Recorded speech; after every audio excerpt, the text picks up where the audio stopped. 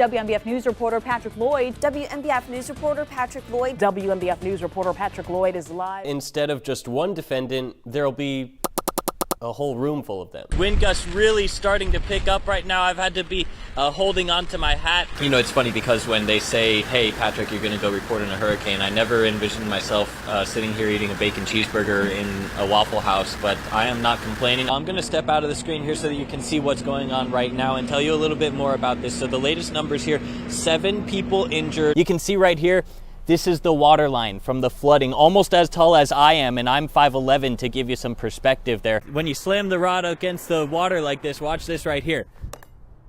You can see right there, it's frozen solid. Tyler says he was right here working on this tire on this very car yesterday when it all happened. And the craziest part is that he says his truck was parked right here when it was taken, only about 10 feet away. So this is actually one of the cars that was involved in one of those accidents. And if you look towards the back, you can actually see some of the damage here caused from that accident. And Police Chief Kenneth Hoffman says that's not good for the department.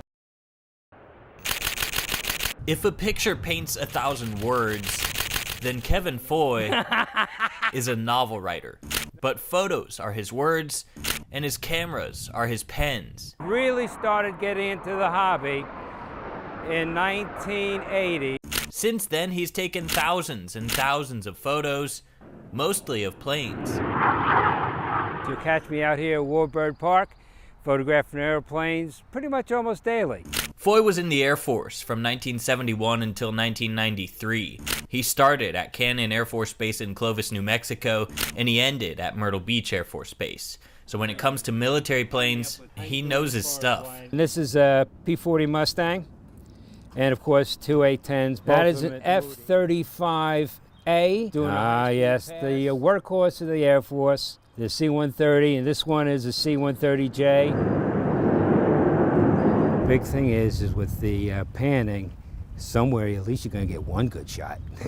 Over the years, Foy has taken over 5,000 photos on his slide film camera. Now this is my favorite toy. And countless more on his Nikon digital camera. He doesn't get paid for this, it's just something he loves doing. It's just a sensation. It's the sight, it's the sound, and of course, a lot of times, it's the looks. And he doesn't see an end to his hobby in sight anytime soon. Do I want to stop? No.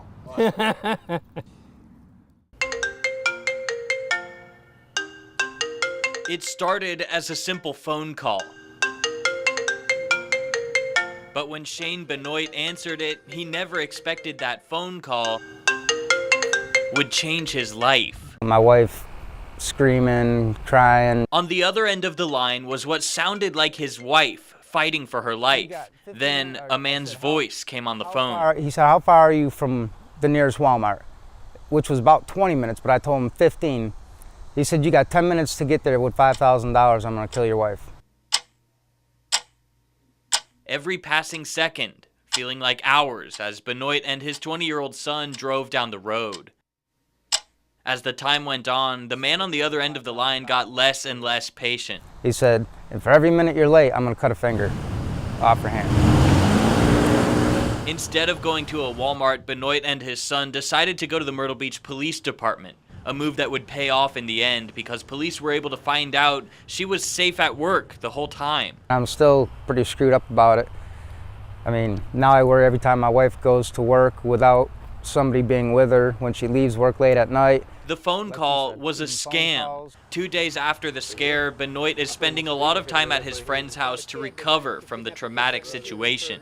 Luckily, he didn't end up transferring any money to the scammer, but not everyone is that lucky. I lost $1,000 and I learned a valuable lesson. The scammer got John Smith, too. He told him he had his stepson, but later he found out his stepson was just fine.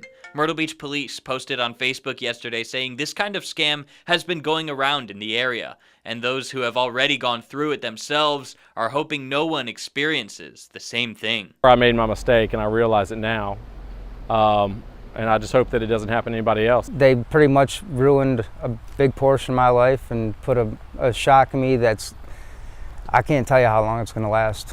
That's definitely put a permanent fear in me. It shouldn't have happened. You know, I don't even know what to say, you know,